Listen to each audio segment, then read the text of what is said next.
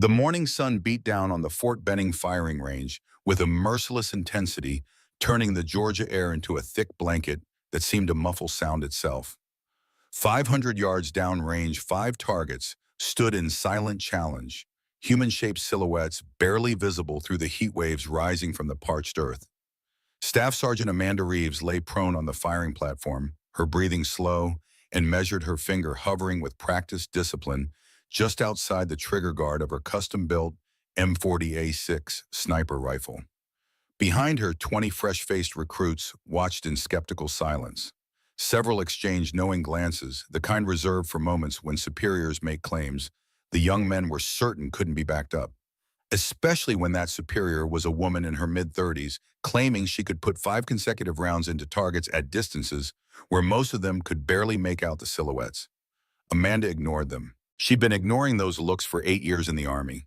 Instead, she focused on the minute adjustments to her Schmidt and Bender PM22 scope, accounting for the 7 MPR crosswind that threatened to push her 175-grain bullets off course.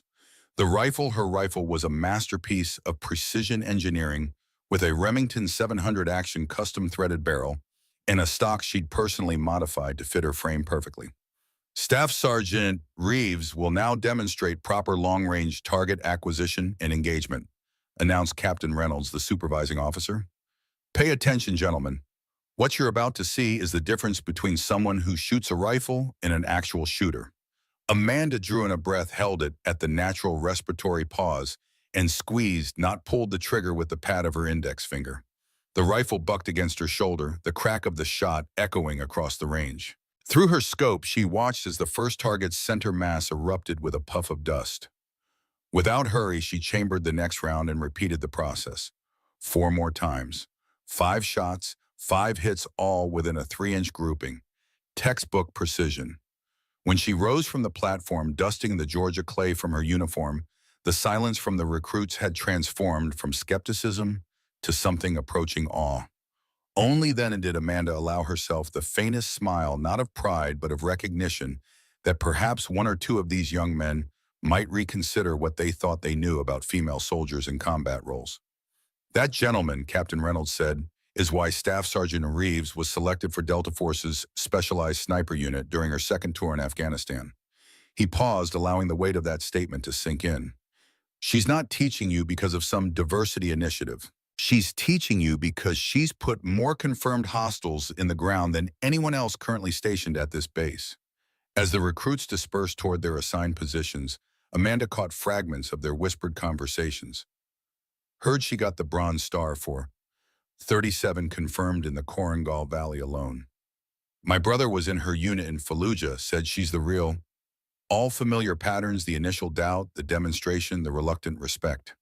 It had been the rhythm of her entire military career from West Point to the present day. Every new assignment, every new group of soldiers, every new commander, always the same dance of prove yourself again. At 34, Amanda Reeves had long since stopped needing external validation. The 8 years since her graduation from the United States Military Academy had been spent building a reputation that spoke for itself: 2 tours in Iraq, 2 in Afghanistan, distinguished marksman badges, and a combat record that commanding officers studied.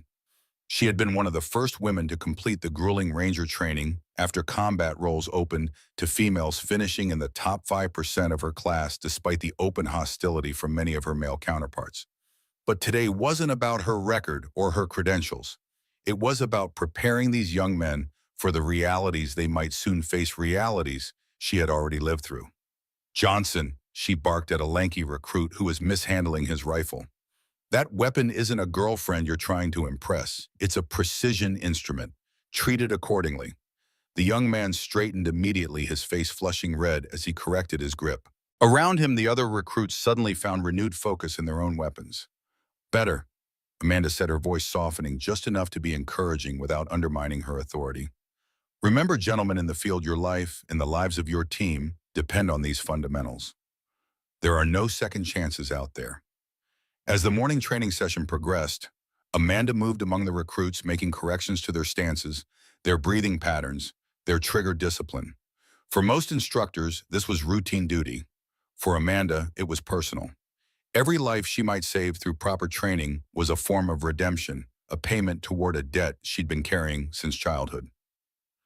The first time Amanda Reeves held a rifle, she was 12 years old, standing in the backwoods of her family's Montana property.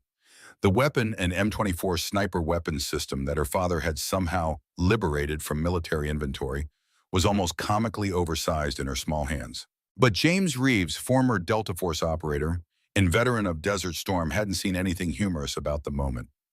"This isn't a toy, Amanda," he'd said, his voice carrying the same gravitas it had when he addressed his men in combat. "This is a responsibility, a commitment to excellence. You're going to learn to do this right, or you're not going to do it at all." For hours that day and for countless weekends afterward, James had drilled his daughter on the fundamentals: proper breathing, trigger control, understanding ballistics, reading wind conditions. He never raised his voice, never showed impatience. But there was an intensity in his instruction that even a 12-year-old could recognize as something beyond normal fatherly teaching. It wasn't until years later that Amanda understood the deeper currents beneath those lessons. Her father had returned from Iraq a changed man, physically intact, but carrying invisible wounds that manifested in night terrors, in sudden thousand-yard stares, during family dinners, in the growing collection of whiskey bottles hidden in his workshop. The official story was that Colonel James Reeves had suffered a stress reaction to combat conditions. The truth, which Amanda pieced together from overheard late-night conversations and redacted VA medical reports, was far more complex. Her father's special operations team had been betrayed during a classified mission in 1991. The resulting ambush had left half his men dead, and James himself with the burden of having survived when others hadn't. The Army had given him medals for his heroism that day. What they hadn't given him was peace. "The most important weapon isn't the rifle," he'd told Amanda during those early lessons. "It's what's behind it: your mind, your judgment, your ability to know when to take the shot and when not to." Those words had shaped Amanda's approach to her military career more than any official training manual. They had guided her through West Point, through the grueling selection processes for special operations, through the moral complexities of 4 combat tours. Now, as she watched these young recruits struggle with the basic principles of marksmanship, she wondered how many of them would truly understand that lesson before they found themselves in situations where it mattered most. The afternoon sun had reached its zenith when Colonel Marcus Sullivan arrived at the firing range. At 67, Sullivan moved with the deliberate economy of a man who had spent decades honing his body into a precision instrument and now maintained it with the same care one might give an antique firearm, respectful of its age but unwilling to concede to it. His appearance on the range caused an immediate ripple of tension. Unlike many retired officers who occasionally visited Fort Benning, Sullivan wasn't there for ceremony or nostalgia. As the former commander of SEAL Team 6 during the later years of the Cold War, his presence carried an almost mythic weight. The stories about him, some verified, others apocryphal, were passed among special operators, like modern folklore. How he'd infiltrated East Berlin in 1987 to extract a defecting Russian scientist.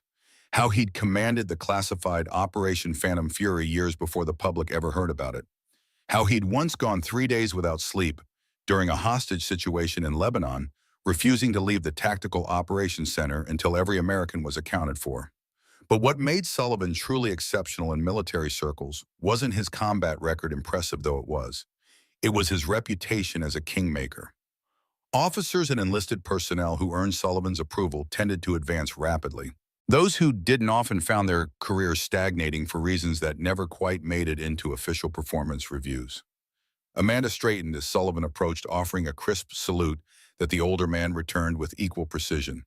"Impressive work with these recruits, Staff Sergeant," Sullivan said, his voice a graveled baritone shaped by decades of command and unfiltered Marlboros. "Captain Reynolds tells me their marksmanship scores have improved 30% since you took over the training module." "Thank you, sir," Amanda replied, maintaining her professional demeanor despite their long-standing relationship. Sullivan had been her father's commanding officer during several classified operations and had taken a personal interest in her career since her days at West Point.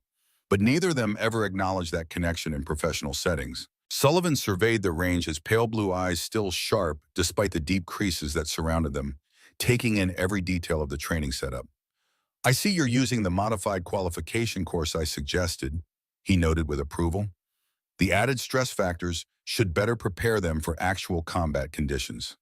Amanda nodded. Yes, sir, particularly the communication requirements during target acquisition. Most of these recruits can shoot reasonably well in ideal conditions, but they fall apart when required to maintain situational awareness while doing so. Sullivan's mouth twitched in what might have been a smile on a more expressive man. It's not the rifle that makes the shooter, he said.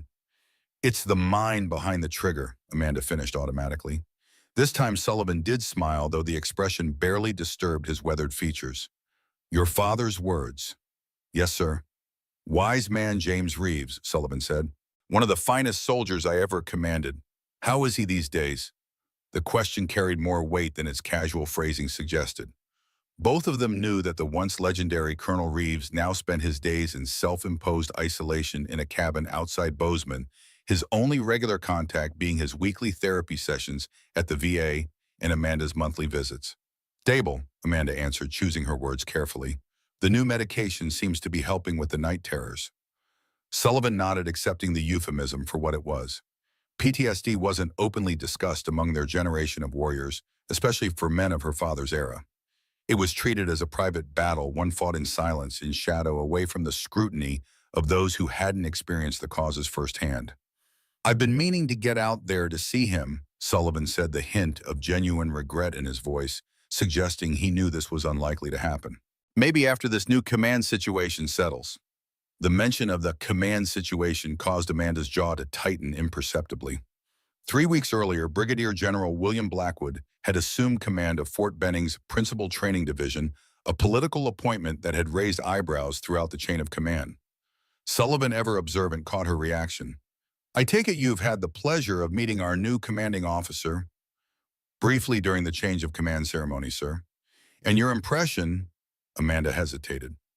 Military protocol discouraged speaking critically of superior officers, particularly to someone of Sullivan's stature. But Sullivan had always valued candor over decorum in private conversations. Permission to speak freely, sir. Always Staff Sergeant. Amanda chose her words with precision. General Blackwood seems to have a very traditional perspective on military structure and discipline.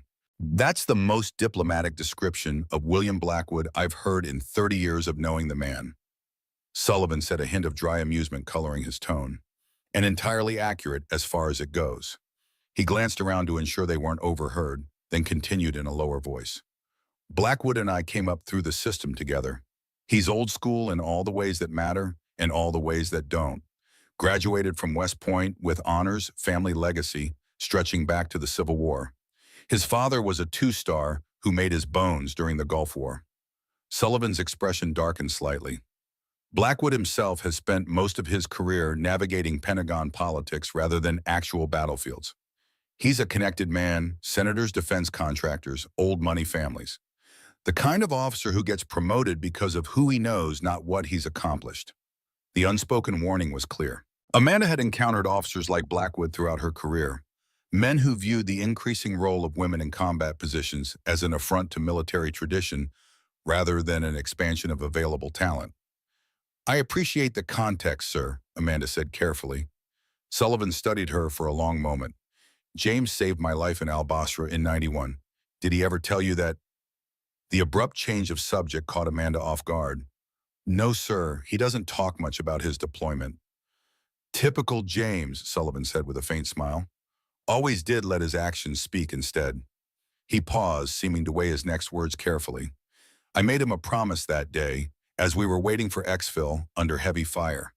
Told him if anything ever happened to him, I'd look after his family. At the time, I was thinking about financial support, maybe college recommendations for his young daughter. His gaze, suddenly intense, locked with Amanda's. Never thought I'd end up watching that daughter become one of the finest soldiers I've ever seen. But here we are. Before Amanda could respond to the unexpected compliment, Sullivan continued, his voice dropping even lower. Blackwood was there too, you know. In Al-Basra, different unit, different mission objective, but operating in the same AO. A shadow passed across the older man's face. There's history there that doesn't appear in any official report. History your father carries with him every day. The revelation landed like a physical blow.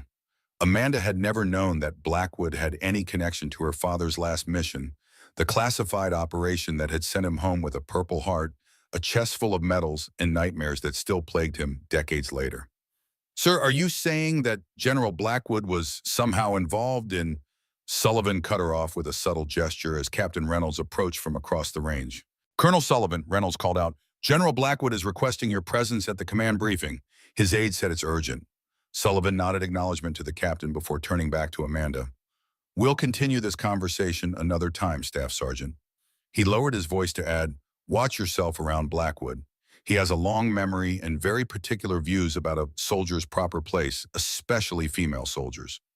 With that cryptic warning, Sullivan departed, leaving Amanda with far more questions than answers and an uneasy feeling that had nothing to do with the Georgia heat. By sunset, Amanda had concluded the day's training and was reviewing performance metrics in the small office she shared with two other instructors. The space was utilitarian in the extreme government-issue furniture fluorescent lighting that gave everything a sickly pallor and walls decorated only with required safety notices and training schedules. A soft knock at the open door drew her attention from the paperwork. Bianca Thompson, one of the administrative specialists from the command office, stood in the doorway with an expression that suggested she was delivering unwelcome news. Staff Sergeant Reeves, Colonel Harrington wants to see you in his office. Thompson hesitated, then added quietly, General Blackwood will be there too. Amanda maintained a neutral expression despite the sudden tightening in her chest. Thank you, Specialist. Did the Colonel say what this is regarding? No, ma'am, just that it's urgent and confidential. After Thompson departed, Amanda took a moment to ensure her uniform was impeccable, a habit instilled by her father long before she'd entered West Point. Whatever this meeting entailed, she would face it with the professionalism and composure expected of an elite soldier.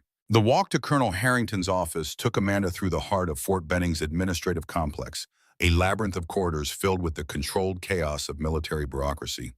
Junior officers hurried past with stacks of paperwork, senior NCOs engaged in hushed conversations outside meeting rooms.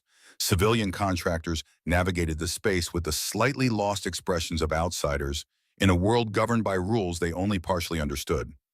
As she approached the colonel's office, Amanda noted the unusual presence of two MPs standing at parade rest outside the door, a formality typically reserved for high-level meetings or disciplinary actions. Neither was a reassuring possibility. Staff Sergeant Amanda Reeves reporting as ordered, sir, she announced after being admitted by the colonel's aide. Colonel Harrington, a career officer in his 50s with a combat record that had earned him universal respect, stood as she entered. Behind his desk, occupying a leather chair, with the casual entitlement of a man accustomed to deference, sat Brigadier General William Blackwood. At 58, Blackwood embodied the physical archetype of an old-school general officer. 6 feet tall with broad shoulders, silver gray hair, cropped in a traditional military cut, and a bearing that suggested he expected his mere presence to command respect.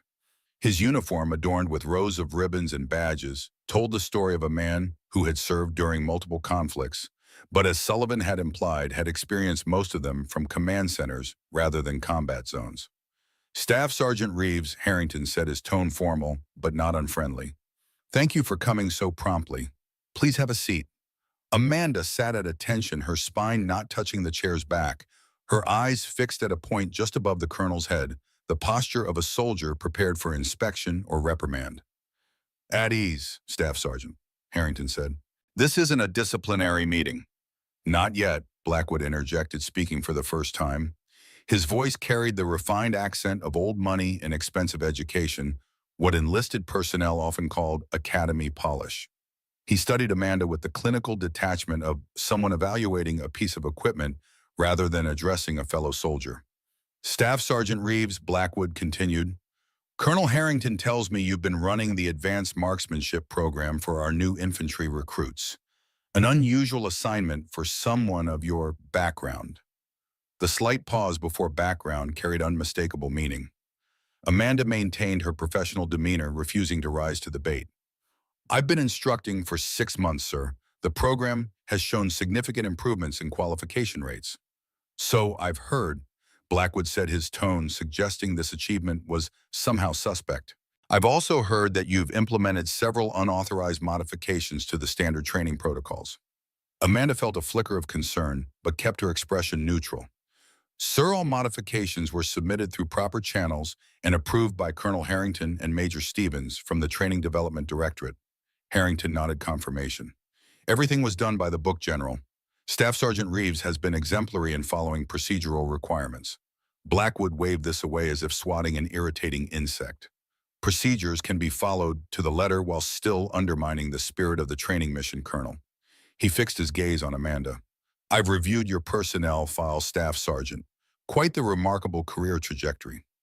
West Point graduate ranger qualified, multiple combat tours, special operations experience. One might almost call it extraordinary. The way he emphasized the last word made it clear he didn't mean it as a compliment. Thank you, sir, Amanda replied, her tone carefully modulated. It wasn't praise, Staff Sergeant, Blackwood said bluntly. It was an observation that your career has benefited substantially from the military's recent social experiments. Colonel Harrington shifted uncomfortably in his chair. General, I must point out that Staff Sergeant Reeves's record speaks for itself. Her combat effectiveness metrics are among the highest in the division. Are they, Blackwood raised an eyebrow, or are they the product of lowered standards and preferential treatment? The Pentagon's desperation to showcase success stories for their diversity initiatives has created some interesting statistical anomalies. The implication was clear and deeply offensive that Amanda's accomplishments were somehow the result of favoritism rather than merit. It took every ounce of her discipline not to respond with the anger that flared hot beneath her professional veneer. Instead, she said evenly, General, I've met every standard established for male soldiers in identical roles. In some cases, I've exceeded those standards. And yet, Blackwood continued as if she hadn't spoken, here you are teaching basic marksmanship to recruits instead of deployed with a combat unit. Curious assignment for someone with your supposedly exceptional capabilities. Before Amanda could respond, Blackwood turned to Harrington. Colonel, I'm implementing immediate changes to the training structure. Staff Sergeant Reeves will be reassigned to administrative duties effective tomorrow. I'm bringing in Master Sergeant Dennison from Quantico to take over the marksmanship program. Harrington's surprise was evident. Sir, with all due respect, changing instructors mid-cycle will disrupt the training progression.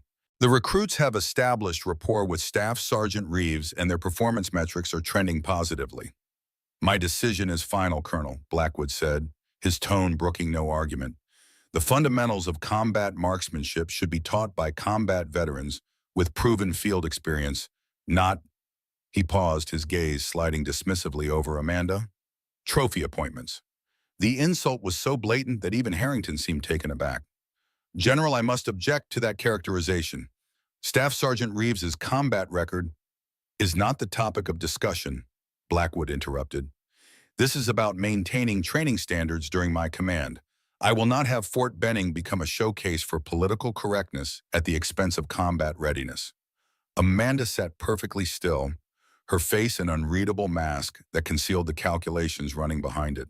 This wasn't simply about training protocols or instructor assignments. This was Blackwood establishing dominance, sending a message about his command philosophy, and perhaps, if Sullivan's cryptic warning had merit, settling some old score that predated her military service. There's another matter we need to address, Blackwood continued, pulling a folder from his briefcase. Staff Sergeant, you're currently supervising a special training unit that includes Private First Class Sophie Miller, correct? Yes, sir, Amanda confirmed, wondering where this new line of questioning was leading. Private Miller is part of my marksmanship enhancement cohort.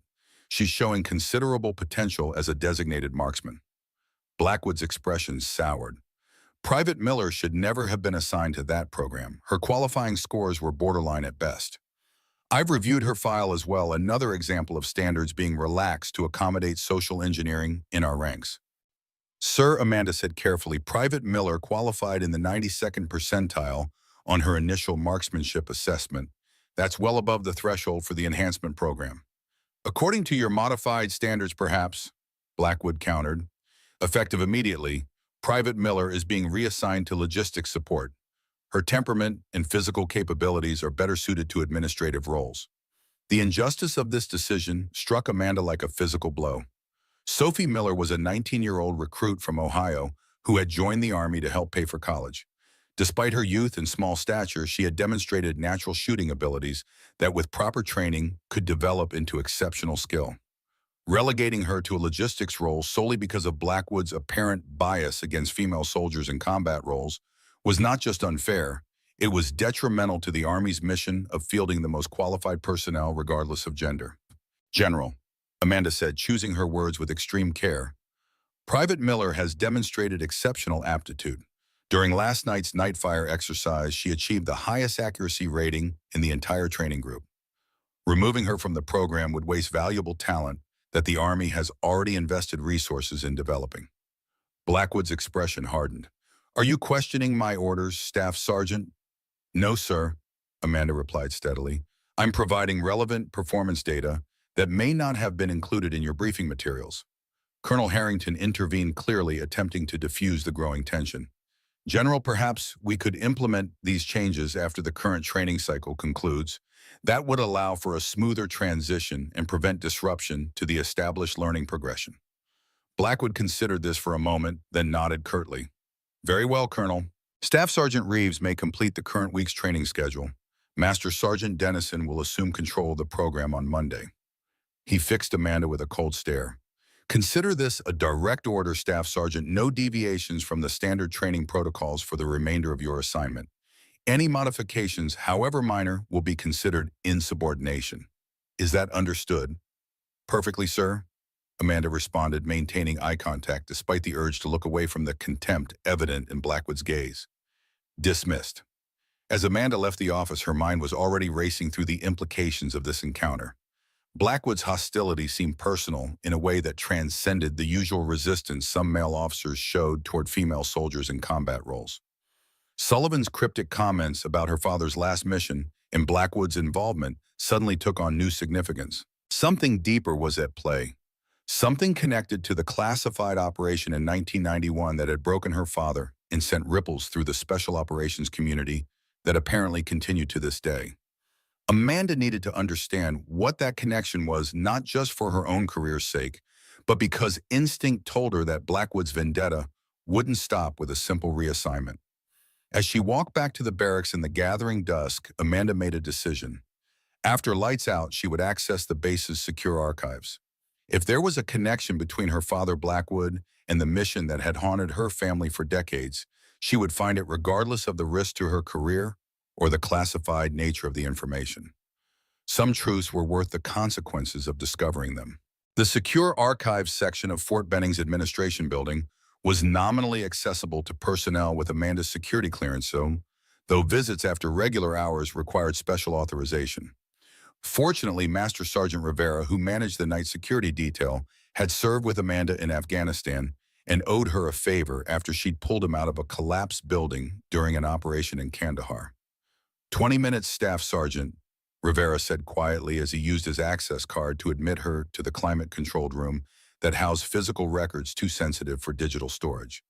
The camera feed loops for system maintenance at Dura 200. That's your window. Appreciated, Top, Amanda replied, using the respectful nickname for the senior non-commissioned officer. I'll be quick. The archives room smelled of paper and the faint metallic tang of the fire suppression system. Row upon row of locking cabinets contained decades of operation reports, after-action reviews, and personnel files deemed too sensitive for the regular records section. Amanda moved directly to the section marked CENTCOM OPS 1990-1995, Central Command Operations, covering the Gulf War period and its immediate aftermath. Working methodically, she located the files related to special operations in the immediate post-war period.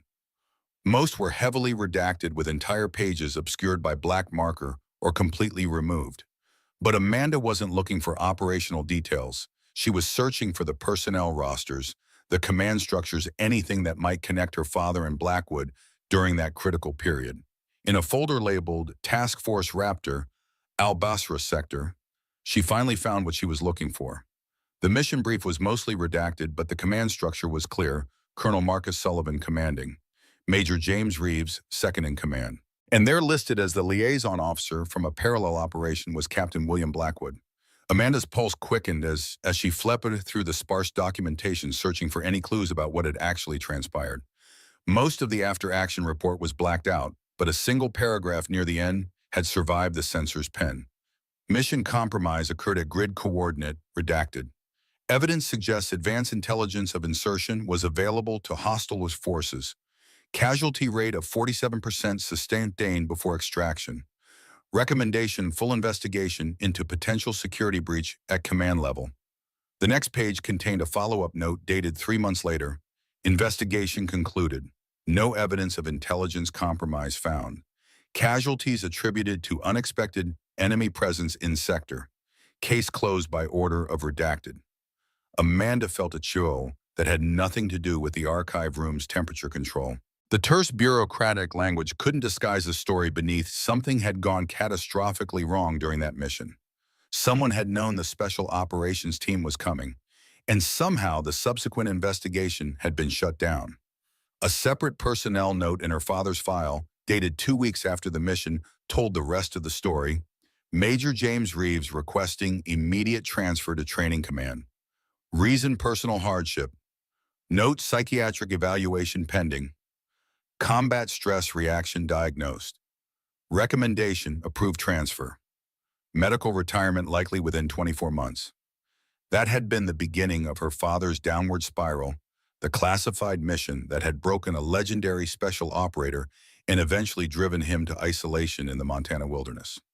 As Amanda carefully replaced the files, making sure to leave everything exactly as she had found it, another folder caught her eye, one labeled simply, Fallujah Incident Review, 2004. Blackwood's name was visible on the cover sheet.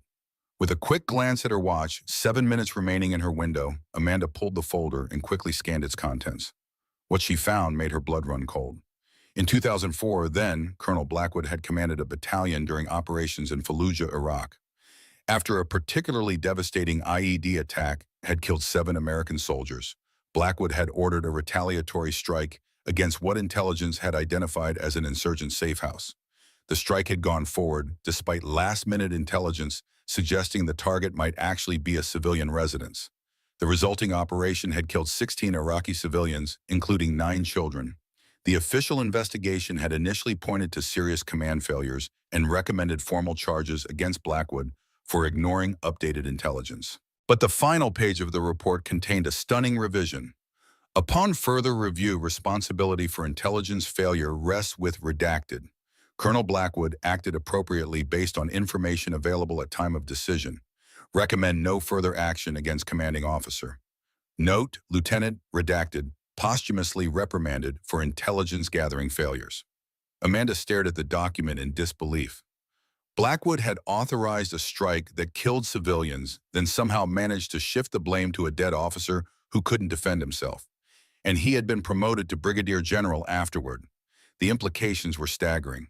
Not only had Blackwood potentially been involved in whatever had gone wrong during her father's final mission, but he had a documented history of evading responsibility for his command failures that had resulted in the deaths of both Americans and civilians. This wasn't just about Blackwood's bias against female soldiers or his old-school military politics. This was about a pattern of moral failure that had been covered up, allowing a deeply flawed officer to rise to a position of significant power within the military hierarchy. As Amanda carefully returned the Fallujah file to its proper place, a new determination settled over her. Whatever happened with her training assignment or her military career, she now understood that Blackwood represented something far more dangerous than mere prejudice. He represented a corruption of the very values the uniform stood for: honor, integrity, accountability. She would need to tread carefully. Blackwood had powerful allies and a demonstrated willingness to destroy those who stood in his way. But Amanda had inherited her father's sense of duty along with his marksmanship skills. Some targets couldn't be left unengaged regardless of the personal cost of taking the shot. As she slipped out of the archives room with a grateful nod to Master Sergeant Rivera, Amanda knew that the coming confrontation with General Blackwood would define not just her military career, but the kind of soldier, the kind of person she had chosen to be. The stage was set for a clash that would reverberate throughout Fort Benning and potentially the Army itself. A clash between power and principle, between authority and integrity. A clash that would begin at tomorrow morning's formal inspection with 500 soldiers standing at attention under the merciless Georgia sun. Dawn broke over Fort Benning with the crimson intensity that soldiers throughout the ages have recognized as nature's warning red sky at morning sailors take warning. The air hung heavy with humidity, promising another brutal Georgia summer day that would test even the most seasoned troops standing in formation. Staff Sergeant Amanda Reeves watched the sunrise from the window of her barracks, already fully dressed in her Class A uniform, every brass button and insignia polished to a mirror finish. Sleep had evaded her after her discovery in the archives. The connection between Blackwood and her father's final mission, the covered-up civilian casualties in Fallujah, these revelations had circled in her mind like predators waiting for a moment of weakness. But Amanda had been trained to function without adequate rest. 8 years of military service had taught her that clarity came not from comfort, but from purpose. Her purpose today was twofold, complete. Her assigned duties with the professionalism expected of an elite soldier and protect Private First Class Sophie Miller from Blackwood's apparent vendetta against female combat personnel. The young private had too much potential to be sidelined because of an aging general's prejudice. A soft knock at her door interrupted her thoughts. "Enter," she called, turning from the window.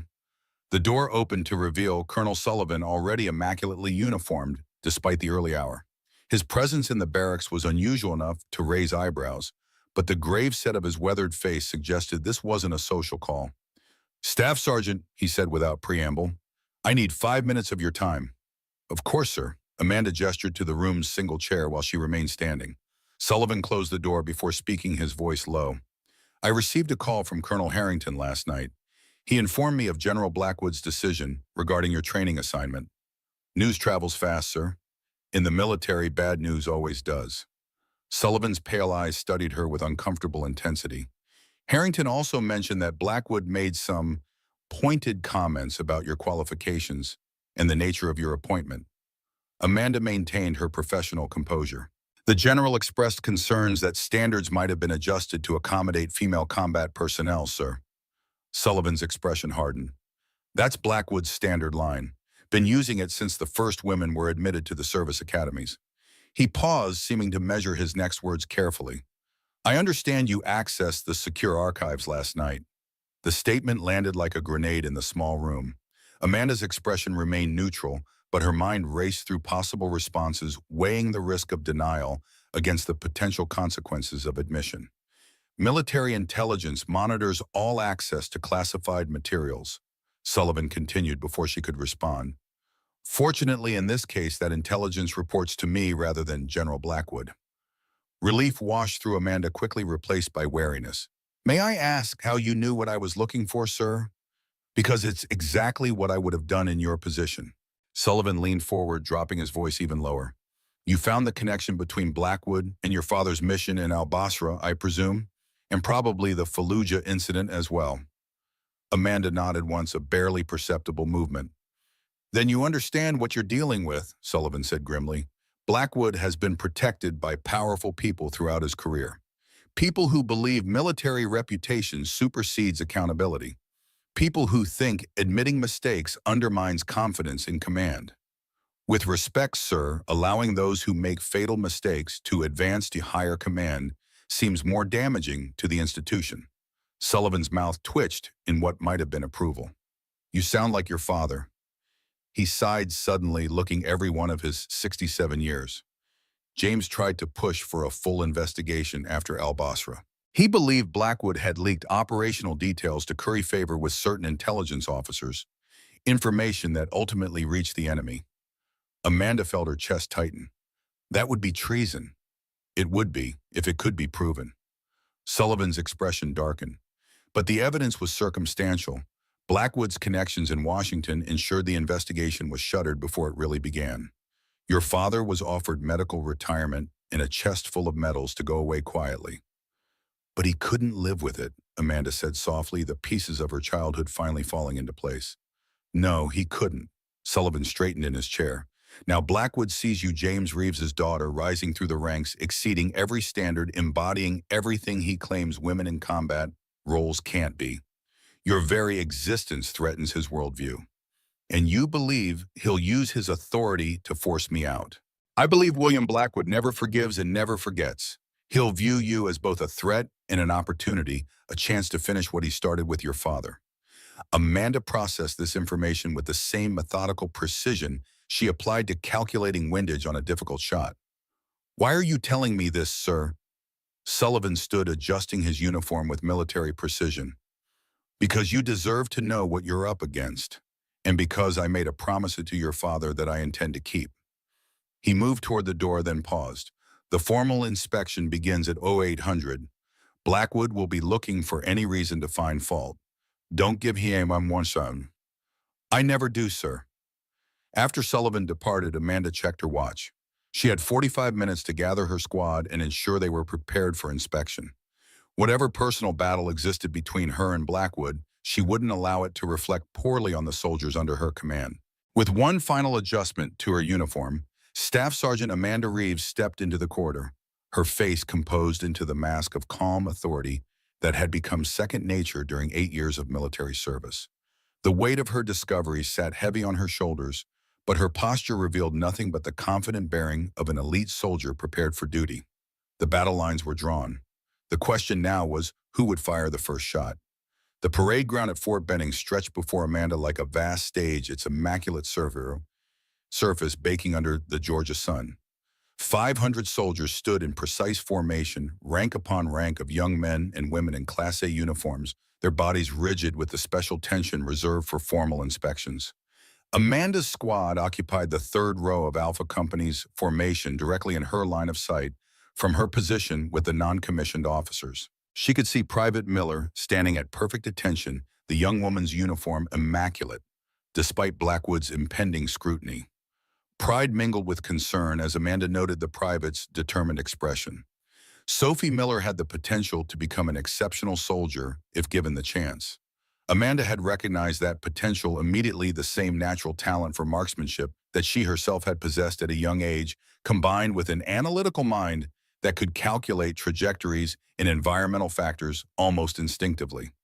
Now that promising career hung in the balance because a general with outdated views had decided female soldiers belonged in support roles rather than combat positions. At precisely 0800, General Blackwood emerged from headquarters flanked by his executive officer and Fort Benning's senior enlisted advisor. The general's uniform was a testament to military precision. Every crease razor sharp, every brass fixture gleaming in the morning light, every ribbon and metal perfectly aligned. He moved with the deliberate pace of a man accustomed to others, waiting on his schedule, his eyes scanning the assembled troops with predatory focus. Colonel Sullivan stood to one side of the parade ground, his official role that of observer rather than participant. His presence sent a clear message to those who understood military politics. This inspection had higher visibility than usual. Battalion, attention.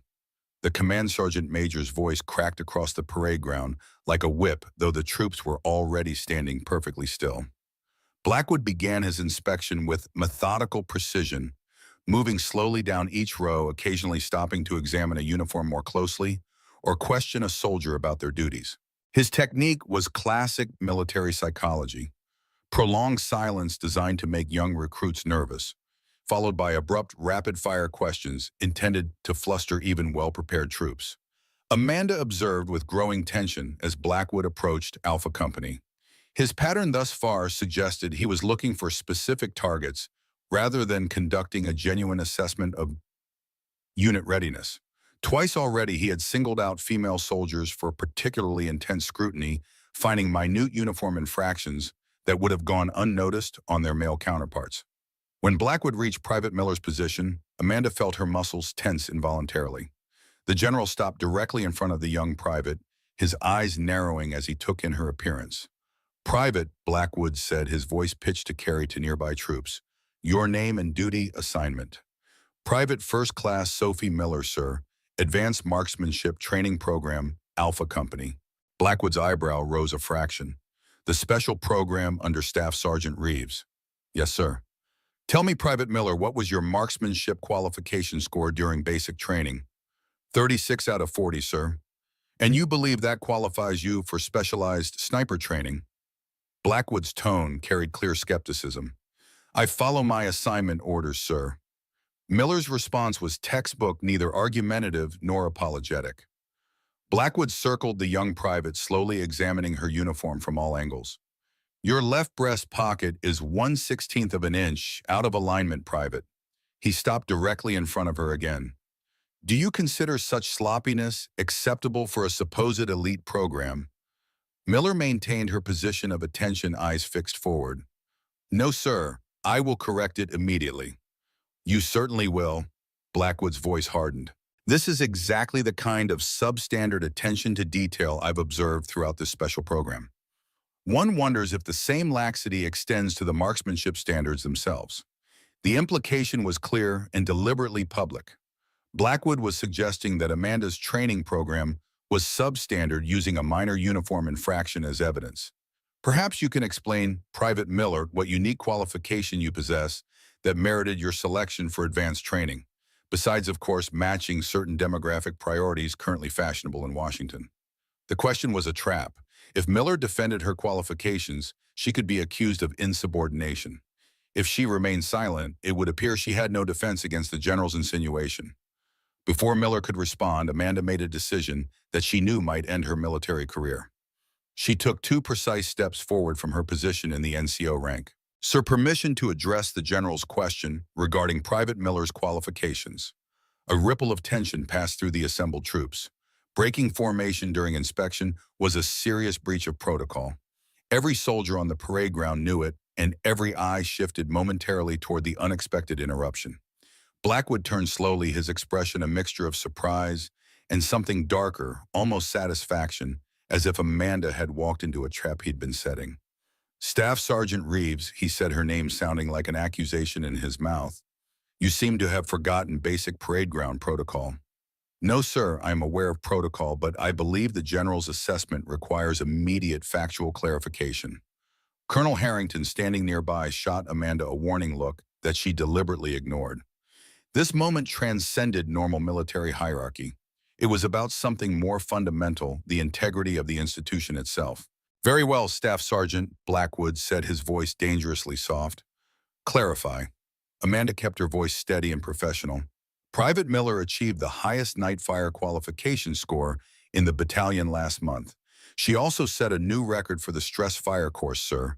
Her selection for advanced training was based solely on demonstrated aptitude and performance metrics as documented in the monthly training reports submitted to command. Silence fell across the parade ground. 500 soldiers stood frozen in formation, witnessing something few had ever seen: a direct challenge to a general officer during formal inspection. Blackwood's face flushed with barely contained anger. Staff Sergeant Reeves, are you suggesting I am unaware of the training reports from my own command? No, sir, I'm providing context for your question regarding Private Miller's qualifications. Context. Blackwood's voice rose slightly. You're providing insubordination, Staff Sergeant. Return to your position immediately. Amanda remained where she stood. Sir, with respect, the combat readiness of our forces depends on selecting the most qualified personnel for specialized roles regardless of gender. Private Miller has earned her place in the program through demonstrated excellence. The confrontation had now escalated beyond a simple breach of parade ground etiquette. Every soldier present understood they were witnessing a fundamental clash between authority and principle, a moment that would reverberate through the chain of command long after the inspection concluded. Blackwood stepped away from Private Miller and moved directly in front of Amanda, close enough that she could see the individual pores on his flushed face. When he spoke, his voice was pitched for her ears alone. You are making a serious mistake, Reeves. One that will end your career, just like your father. The mention of her father confirmed everything Sullivan had implied. This was personal for Blackwood, a continuation of a conflict that had begun years before Amanda had even entered military service. Step back into formation. Now. Blackwood's order carried the full weight of his rank and position. Amanda met his gaze without flinching. Sir, I respectfully stand by my assessment of Private Miller's qualifications and her right to continue in the advanced training program. What happened next occurred so quickly that many observers later disagreed about the exact sequence of events. General Blackwood, his face contorted with a rage that had clearly been building for decades, reached out and grabbed Amanda's hair at the base of her regulation bun, yanking her head backward with enough force that several witnesses later reported hearing the tendons in her neck crack. "You insubordinate bitch," he hissed, the words audible only to those standing closest to the confrontation. For a heartbeat that seemed to stretch into eternity, 500 soldiers witnessed something unprecedented in modern military protocol: a general officer physically assaulting a non-commissioned officer during a formal inspection. The collective intake of breath was audible across the parade ground, a wave of shock that seemed to freeze time itself. Colonel Harrington took an instinctive step forward, then hesitated, the lifetime of military conditioning that demanded respect for rank, warring with the basic human impulse to intervene in an assault. Colonel Sullivan made no such calculation. The former SEAL commander began moving purposefully across the parade ground toward the confrontation, his weathered face set in grim determination. But it was Amanda's response that would become legendary in the barracks of Fort Benning and beyond. Despite the painful grip on her hair, despite the humiliation of being physically dominated before her peers and subordinates, despite the career-ending implications of what was unfolding, Staff Sergeant Amanda Reeves did not flinch. She did not struggle. She did not show fear. Instead, she smiled. It wasn't a smile of humor or even defiance. It was the calm, centered expression of a combat veteran who had faced death in a dozen different forms and recognized that this moment, however career-destroying, was not among them. It was the smile of a sniper who had found perfect clarity in the heartbeat before squeezing the trigger. Blackwood, clearly expecting resistance or fear, seemed momentarily confused by this response. His grip tightened reflexively, pulling Amanda's head further back until she was forced to look up at the cloudless Georgia sky. And still she smiled. When she spoke, her voice carried across the parade ground with crystal clarity, pitched to reach not just Blackwood, but every soldier witnessing this pivotal moment. "Sir, you can break my back. You can end my career. You can destroy everything I've worked for." Her voice remained steady despite the awkward angle of her neck. "But you will never break my spirit. And you will never touch another one of my soldiers while I still draw breath." Then, her voice dropping to ensure only Blackwood could hear, she added, "I know what happened in Al-Basra, General. And I know what really happened in Fallujah. Your secrets aren't as buried as you think." The effect of these words was immediate and profound. Blackwood's face, already flushed with anger, drained of color. His hand trembled visibly where it gripped Amanda's hair, his eyes widening with the sudden realization that this confrontation had implications far beyond a simple challenge to his authority. For a moment that stretched like piano wire ready to snap, no one on the parade ground moved. 500 soldiers, dozens of officers, even the ever-present Georgia birds, seemed to hold their collective breath, waiting to see how this unprecedented breach of military protocol would resolve. It was Sergeant First Class Williams who broke the paralysis. The massive NCO, a combat veteran with 3 tours in Afghanistan and a chest full of valor decorations, stepped deliberately out of formation. Without a word, without any overt gesture of aggression, he positioned himself directly behind Amanda, his 6'4" frame casting a shadow that encompassed both her and the general.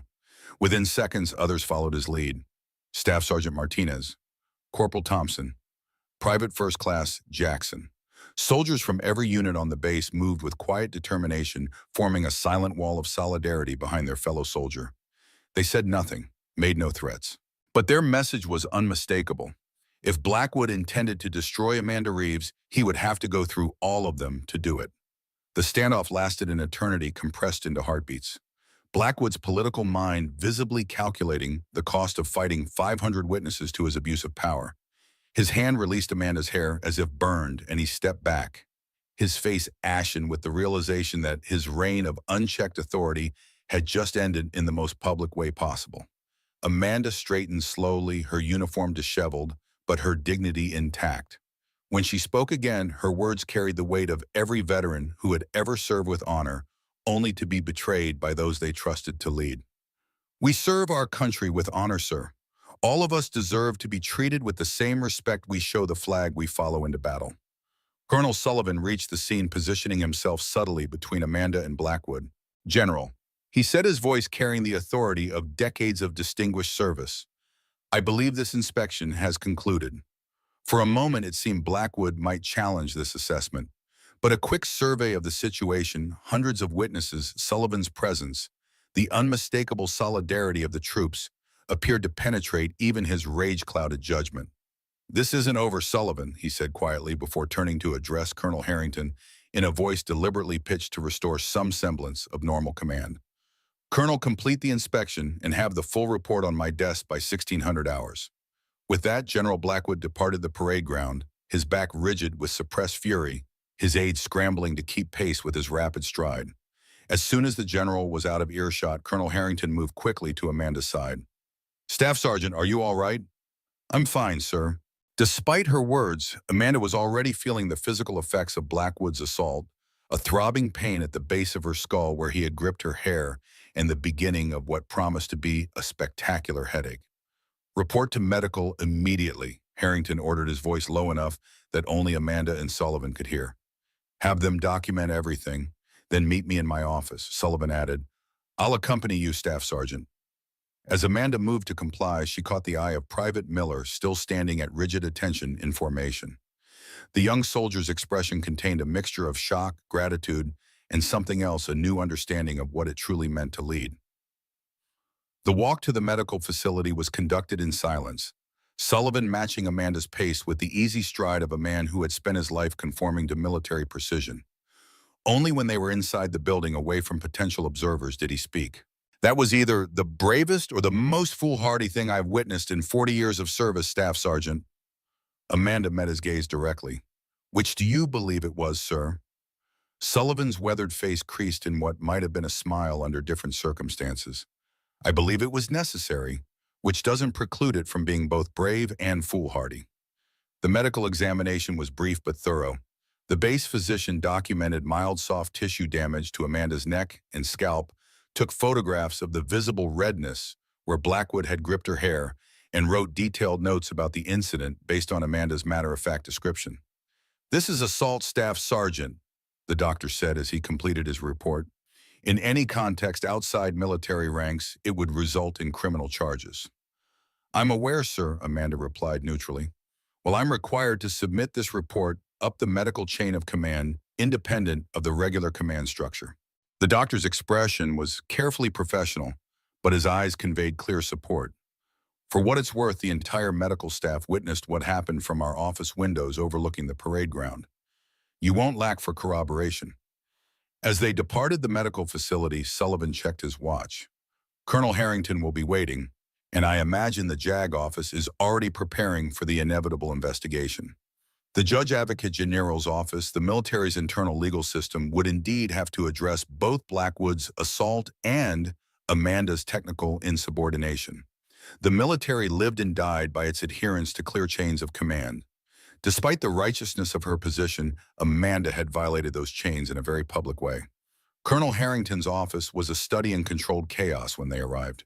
The colonel was on the phone, his expression grim, as he listened to someone on the other end. Two representatives from the JAG office were already present reviewing documents at the conference table. And somewhat surprisingly, Master Sergeant Rivera from the security office sat in a corner, his face unreadable. Harrington concluded his call and gestured for Amanda and Sullivan to enter. "Close the door," he instructed. Once they had complied, he continued. "That was the base commander. General Blackwood has already initiated proceedings to have you court-martialed for insubordination. Staff Sergeant." Amanda had expected as much. "I understand, sir. Do you, Harrington's tone was not unkind, but carried the weariness of a career officer watching a promising subordinate potentially throw away everything they'd worked for. A court-martial for insubordination could result in discharge, possibly even confinement, depending on how it's charged. Colonel Sullivan interjected. Given the circumstances, particularly the physical assault witnessed by hundreds of personnel, surely the balance of consequences should fall on General Blackwood. Harrington sighed. In a perfect world, perhaps, but you both know how this system works. Blackwood has connections in Washington that go back decades. He's already spinning this as a necessary response to a direct challenge to command authority during a formal inspection. He assaulted a non-commissioned officer in front of 500 witnesses, Sullivan said, his voice hardening, and he'll claim it was a measured response to prevent a breakdown in discipline. Harrington looked genuinely troubled. I've already received calls from 3 different generals asking what the hell happened. The narrative is being established as we speak.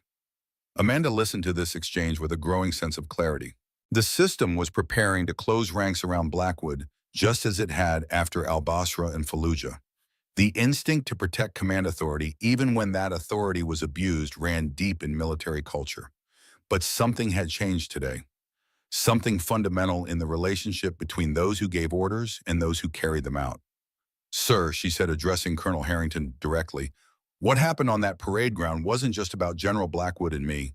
It was about every soldier who has ever been forced to choose between following orders and doing what's right."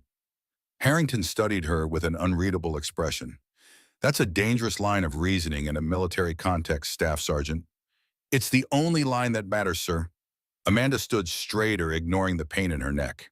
"We take an oath to support and defend the Constitution, not to enable toxic leadership that undermines the very values we claim to protect." The room fell silent as her words hung in the air. Even the JAG officers had paused in their document review to listen. It was Master Sergeant Rivera who finally broke the silence. "Colonel, permission to speak freely."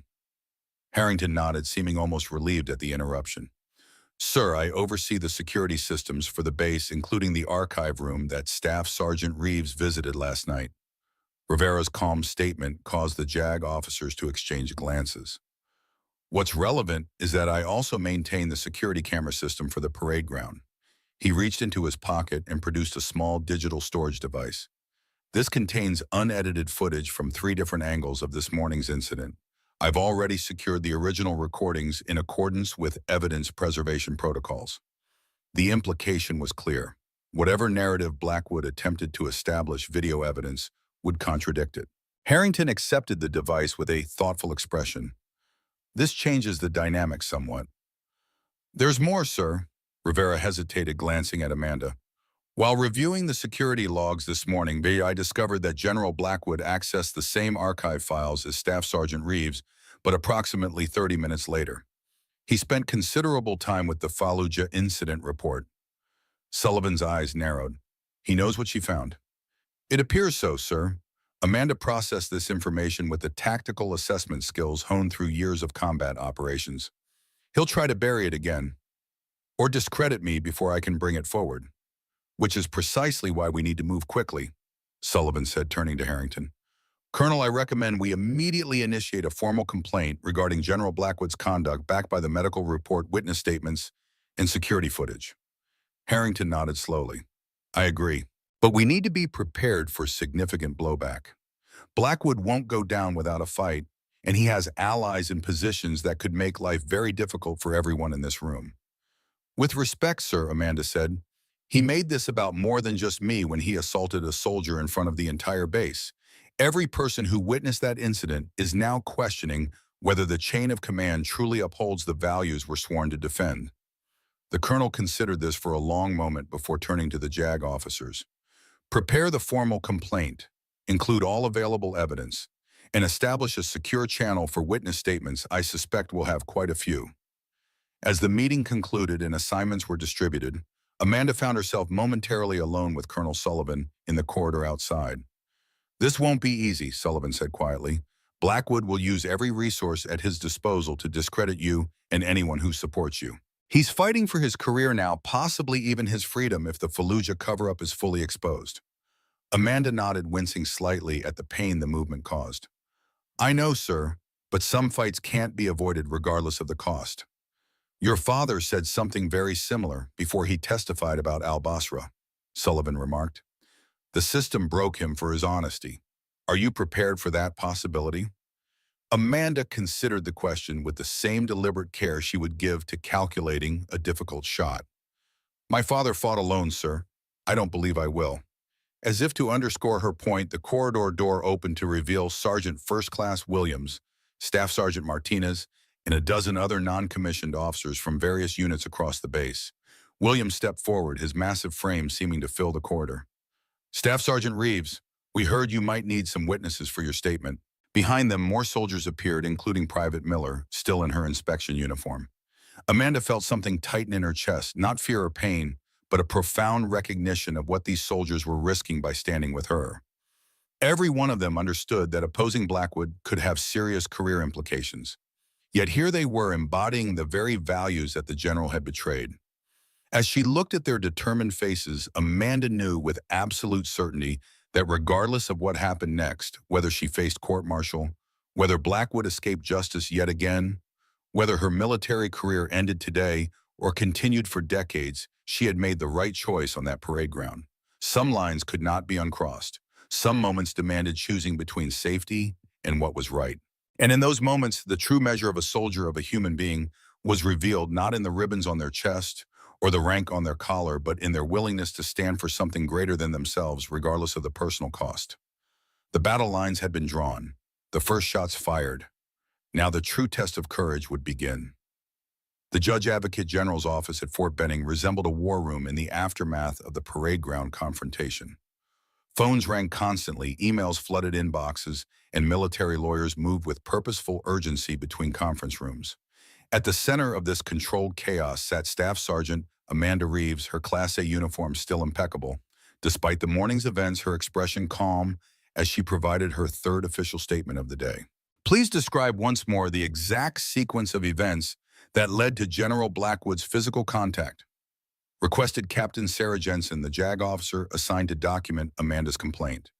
Amanda recounted the details with precision, neither embellishing nor minimizing the confrontation. Her training as a sniper had instilled in her the importance of accurate observation and reporting skills that now served her in this legal battlefield. And you claim that prior to the physical altercation, General Blackwood made reference to your father? Captain Jensen asked, her pen poised above her legal pad. Yes, ma'am, he stated. You are making a serious mistake, Reeves, one that will end your career, just like your father. Jensen made a note, her expression thoughtful. That suggests prior knowledge of your family history and a potentially personal motivation for his actions. It aligns with information I recently discovered regarding a connection between General Blackwood and my father during Operation Desert Storm, Amanda confirmed. You're referring to the classified mission documents you accessed last night. Jensen's tone was carefully neutral, but her eyes reflected professional concern. Accessing classified material for personal reasons could complicate your case, Staff Sergeant. Before Amanda could respond, the office door opened to admit Colonel Sullivan. The older officer nodded to Captain Jensen before addressing Amanda. Staff Sergeant, I've just come from a meeting with the base commander. He's convened an emergency command staff meeting to address this morning's incident. Sullivan's weathered face revealed nothing of his thoughts. General Blackwood will be present, as will representatives from the Pentagon via secure video conference. The implications were clear. This had already escalated beyond a local command issue to something drawing attention from the highest levels of military leadership. I've also been informed, Sullivan continued, that your presence is requested, as is mine. Captain Jensen looked up sharply. That's highly irregular, Colonel. Staff Sergeant Reeves is the complainant in an active investigation. She shouldn't be placed in direct contact with the subject of that complaint until the preliminary findings are established. I made that very point, Captain, Sullivan replied. I was overruled. Apparently, several senior officers at the Pentagon have taken a personal interest in this situation. They want to hear directly from all parties involved. Amanda processed this information with the same tactical assessment she would apply to an evolving battlefield situation. When is this meeting scheduled, sir? 1600 hours. That gives us just over 3 hours to prepare. Sullivan turned to Captain Jensen. I suggest you accompany us, Captain. Your legal expertise may prove valuable. As Jensen gathered her materials, Sullivan moved closer to Amanda and lowered his voice. This is moving faster than I anticipated. Blackwood must have activated every connection in his network. Or someone at the Pentagon recognized the broader implications, Amanda suggested. Sullivan nodded thoughtfully. Either way, we need to be prepared for anything. Blackwood won't go down without a fight, and he'll have allies in that room. And enemies, Amanda added. A man like Blackwood doesn't rise through the ranks without creating both. A ghost of a smile crossed Sullivan's face. You think like your father. The comparison contained both approval and warning. James Reeves's strategic mind had made him a legendary operator, but his unwavering principles had ultimately cost him his career. As they exited the JAG office, Amanda was struck by the changed atmosphere on the base. Word of the morning's confrontation had spread with the efficiency only possible in military environments. Soldiers who passed her in the corridors no longer offered merely the customary salutes and "Good afternoon, Staff Sergeant." Now their eyes held something deeper respect mingled with curiosity and, in many cases, unmistakable support. Outside the headquarters building, Amanda was surprised to find Private Sophie Miller waiting still in her Class A uniform. "Private," Amanda acknowledged, keeping her tone professional despite the unexpected appearance. "Staff Sergeant," Miller replied, executing a perfect salute. "Permission to speak freely, ma'am." "Granted, but make it quick. I have a command meeting to prepare for." Miller squared her shoulders, her young face set with determination. "I wanted to thank you, ma'am, for what you did this morning." She hesitated, then continued with rush of words. "And to tell you that 15 other female soldiers have already submitted written statements about previous incidents with General Blackwood. Incidents they were afraid to report until today." Amanda maintained her composure, but the information landed with significance. 15 statements meant this wasn't an isolated incident. It suggested a pattern of behavior that would be much harder for the command structure to dismiss. "Thank you for the information, Private. Now return to your duties." "Yes, ma'am." Miller saluted again, then added quietly, "We're all behind you, Staff Sergeant, whatever happens." As Miller departed, Sullivan watched with a thoughtful expression. The ripple effects have already begun. Blackwood's behavior has apparently been an open secret among the female personnel.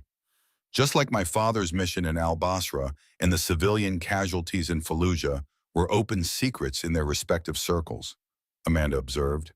The military excels at maintaining secrets, while simultaneously ensuring everyone who needs to know does. "A paradox that has defined my entire career," Sullivan agreed. The 3 hours before the command meeting passed in a blur of preparation. Amanda reviewed her statements for consistency, discussed strategy with Sullivan and Jensen, and finally took 30 minutes to center herself using the same mental techniques she employed before difficult sniper operations. At 15:55 hours, Amanda stood outside the main conference room in headquarters. Her uniform freshly adjusted, her mind clear and focused. Whatever happened in the next hour would likely determine not just her military future, but potentially the direction of her life beyond service. "Ready, Staff Sergeant?" Sullivan asked as he approached his own uniform, bearing the full weight of his decades of distinguished service, rows of ribbons that told the story of America's military engagements from the Cold War forward. "Ready, sir," Amanda replied with the same certainty she would express before confirming a target. The conference room fell silent as they entered.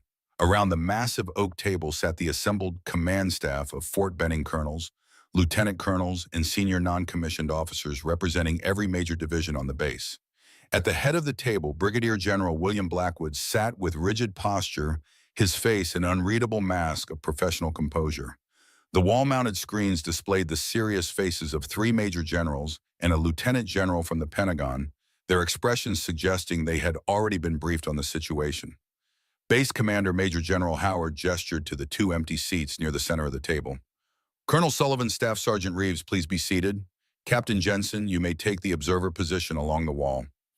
As Amanda took her seat, she noted the subtle dynamics in the room. Several of the officers avoided making eye contact with her, suggesting they had already aligned themselves with Blackwood's position. Others, however, met her gaze directly, their expressions neutral but not hostile. The battle lines were being drawn with the silent efficiency of veteran tacticians. "Gentlemen and lady," General Howard began, acknowledging Amanda with a slight nod. "We are convened to address the incident that occurred during this morning's formal inspection. The facts as currently understood involve a confrontation between Brigadier General Blackwood and Staff Sergeant Reeves that escalated to physical contact and potential violations of military protocol on both sides." Howard turned to the video screens. "Lieutenant General Parker has joined us from the Pentagon, along with Generals Martinez, Coleman, and Westfield, to provide oversight as we determine the appropriate course of action." Lieutenant General Parker, a woman in her late 50s with short silver hair and piercing eyes, leaned forward slightly. "Before we proceed, I want to be absolutely clear about the gravity of this situation. What occurred this morning has implications that extend far beyond Fort Benning.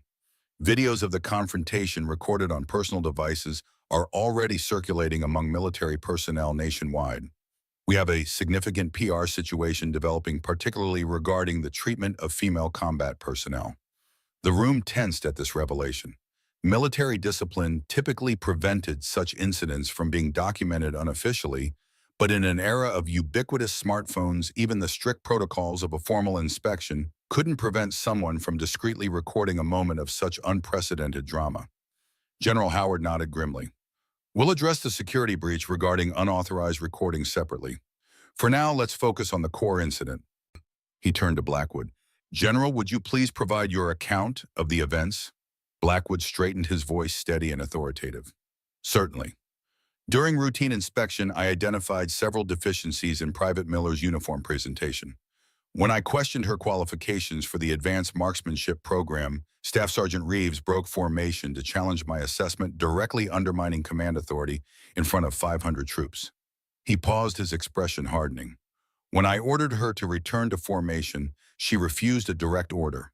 At that point, I took necessary action to restore discipline in what was becoming a volatile situation that threatened to undermine the entire command structure of the base. By necessary action, you're referring to physically grabbing Staff Sergeant Reeves by the hair, Lieutenant General Parker asked from the video screen, her tone neutral but pointed. Blackwood's jaw tightened almost imperceptibly. I used the minimum force required to restore order in a rapidly deteriorating situation. Staff Sergeant Reeves had already demonstrated her unwillingness to comply with verbal orders. General Howard turned to Amanda. Staff Sergeant Reeves, your account.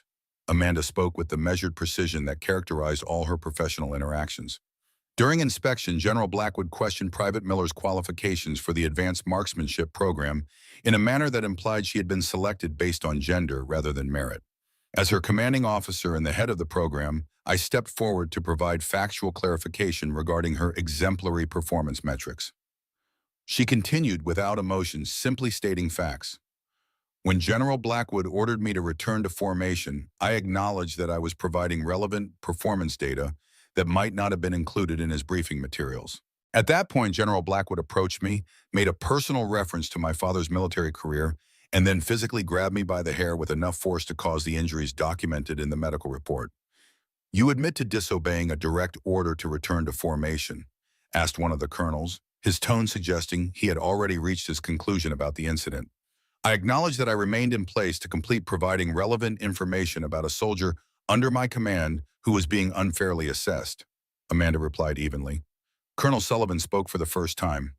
If I may, the question itself presupposes that military protocol is absolute rather than contextual. There are numerous precedents for situations where strict adherence to protocol is superseded by other military values, such as the obligation to prevent miscarriages of justice or protect personnel under one's command. Lieutenant General Parker nodded. Well put, Colonel Sullivan. The military is not a mindless hierarchy, but a values-based institution, which brings us to a critical question. She focused her attention on Blackwood. General, can you explain why, by multiple accounts, you reference his Staff Sergeant Reeves's father during this confrontation? That suggests a personal element that goes beyond a simple matter of inspection protocol. The question hit with the precision of a guided munition. Blackwood's expression flickered momentarily before he regained his composure. I made a general reference to the importance of respecting chain of command, using her father's career as a relevant example of the consequences of insubordination. Amanda felt a surge of controlled anger at this mischaracterization of her father's service, but her face revealed nothing. Sullivan, however, leaned forward. That's a remarkable claim, General Blackwood, considering that Colonel James Reeves received the Silver Star, 2 Bronze Stars with Valor, and a Purple Heart before his medical retirement. His personnel file contains nothing but commendations until the classified incident in Al-Basra, an operation in which you played a peripheral but significant role. The room temperature seemed to drop several degrees as Sullivan's words landed. Several of the officers exchanged glances, clearly unaware of this connection. Colonel Sullivan, General Howard warned, we are addressing today's incident, not historical operations. With respect, sir, Sullivan countered. I believe they are directly connected. Staff Sergeant Reeves accessed classified files last night regarding both the Al-Basra operation and the 2004 Fallujah incident files that General Blackwood also accessed shortly afterward. I submit that this morning's confrontation was motivated by General Blackwood's concern about those documents becoming more widely known. The revelation sent a ripple of tension through the room. Blackwood's face had gone rigid, his knuckles white where they rested on the table. Lieutenant General Parker's voice cut through the tension. What exactly are these documents, Colonel Sullivan? And why would they be relevant to today's incident? Sullivan met Blackwood's gaze directly. The Al-Basra documents suggest that then-Captain Blackwood may have compromised a Special Forces operation led by Colonel Reeves and myself, resulting in significant casualties. The Fallujah documents indicate that Colonel Blackwood authorized an airstrike on what intelligence had identified as an insurgent location, despite late-arriving intelligence, suggesting it was a civilian target. He paused, allowing the weight of his words to settle. 16 Iraqi civilians died in that strike, including 9 children. The subsequent investigation was redirected to place blame on a deceased lieutenant who couldn't defend himself, while Blackwood received his first general's star shortly thereafter. The silence that followed was absolute. Even through the video feed, the Pentagon general's shock was palpable. Blackwood finally broke the silence, his voice tight with controlled fury. These are classified matters being inappropriately discussed in a forum addressing a simple disciplinary issue. Colonel Sullivan is attempting to deflect attention from Staff Sergeant Reeves's clear insubordination by dredging up operations that have been fully investigated and closed. Closed but not resolved, Amanda said quietly, speaking for the first time since her initial statement.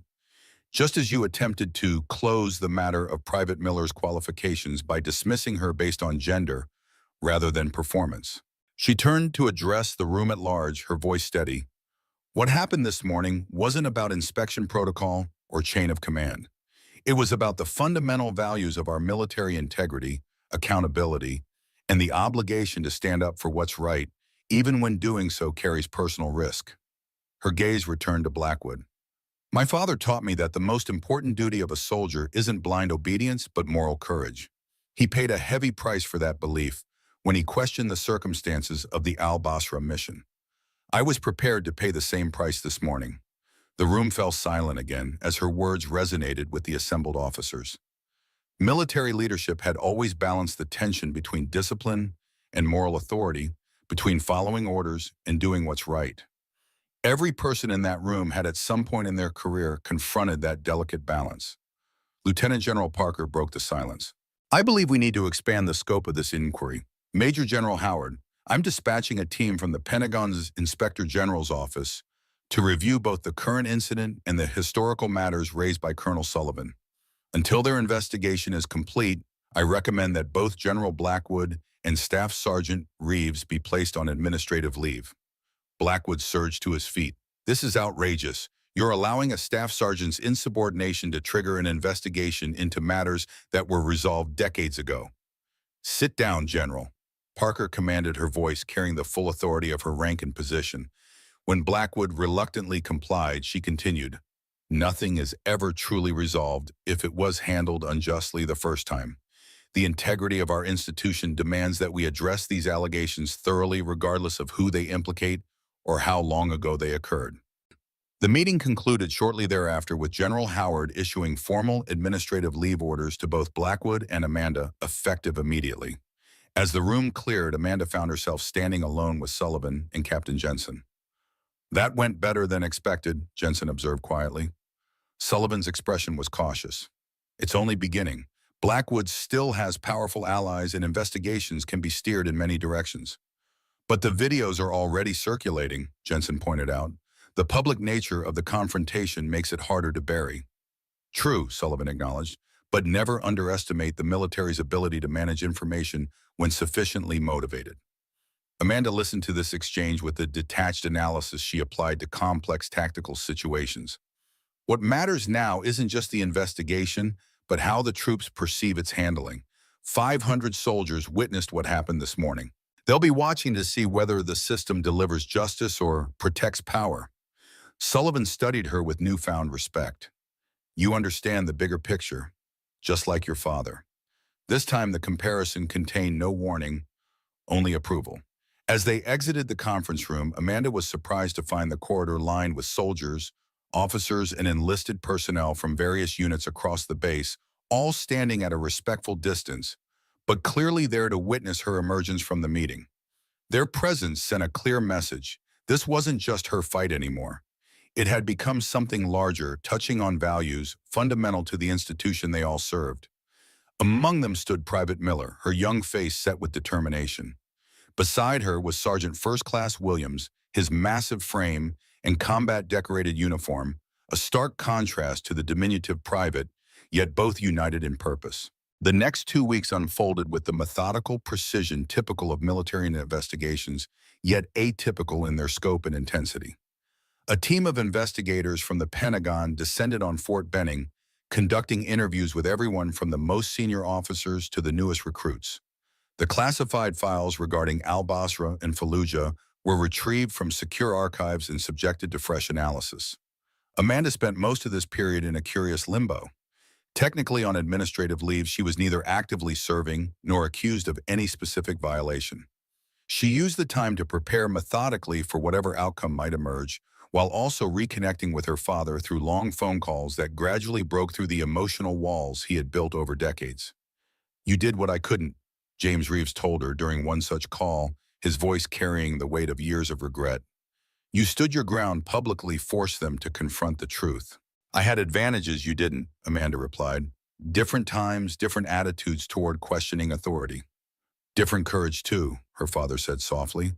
"I testified behind closed doors, filed my concerns through proper channels. You stood up in front of 500 witnesses."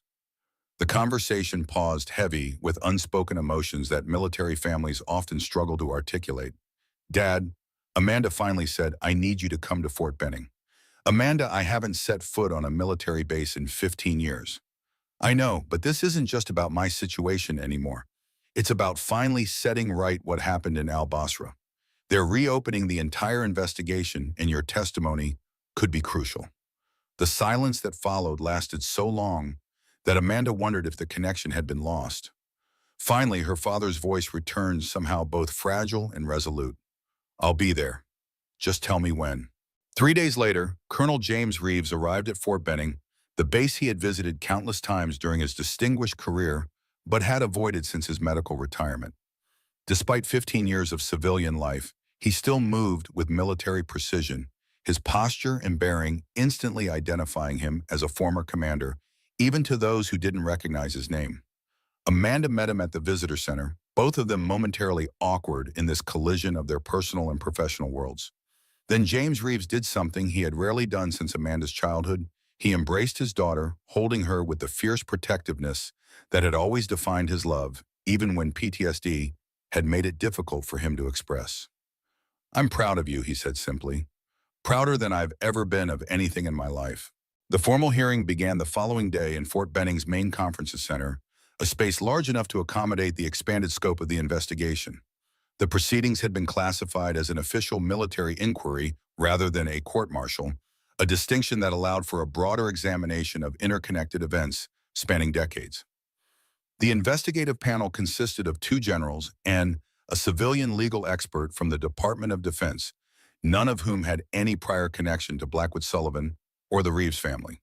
Their mandate was to establish the facts regarding 3 separate but potentially connected matters: the al-Basra operation in 1991, the Fallujah airstrike in 2004, and the recent confrontation on the parade ground. General Blackwood arrived with a team of military lawyers in the confident bearing of a man who had navigated similar challenges throughout his career. His opening statement portrayed him as a dedicated officer upholding traditional military values against a changing culture that prioritized social engineering over combat effectiveness.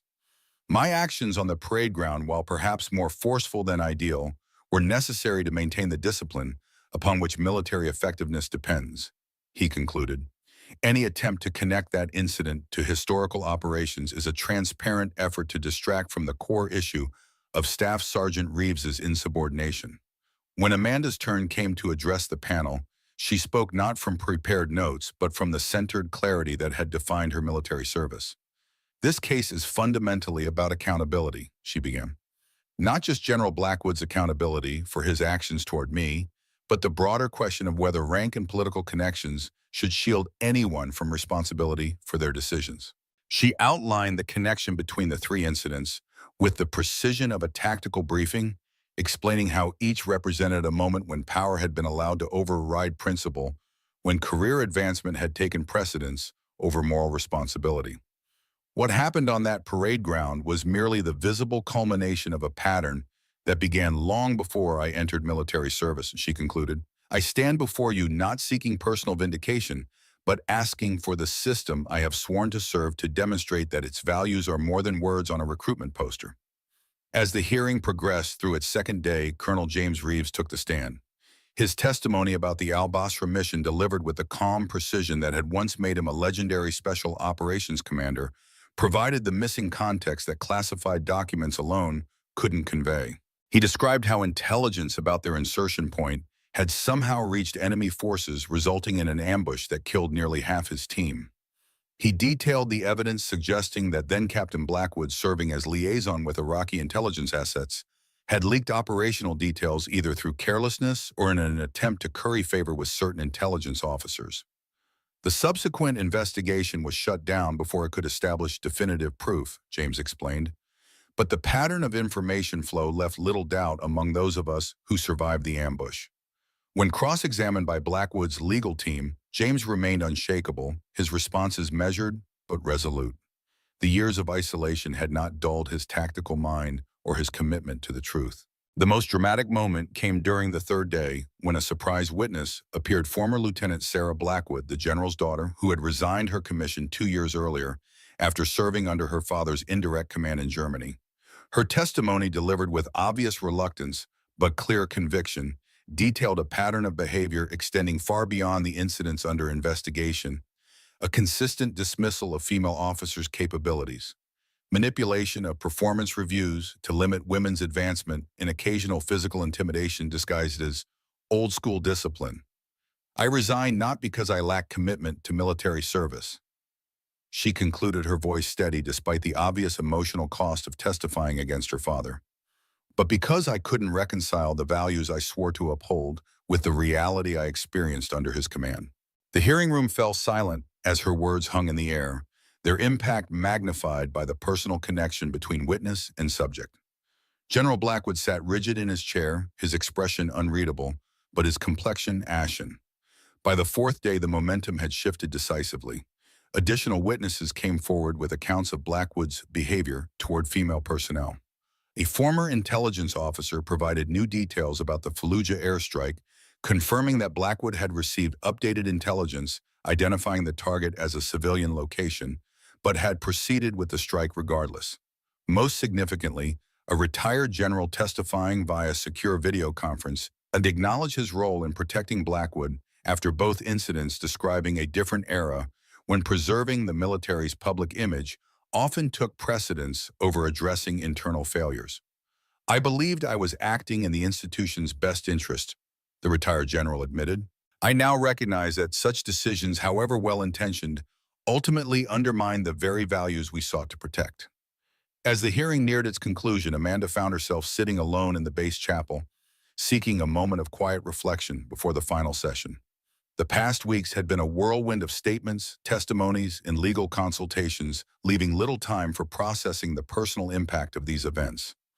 The chapel door opened quietly to admit Colonel Sullivan, his expression suggesting he carried significant news. "They've reached their decision," he said without preamble.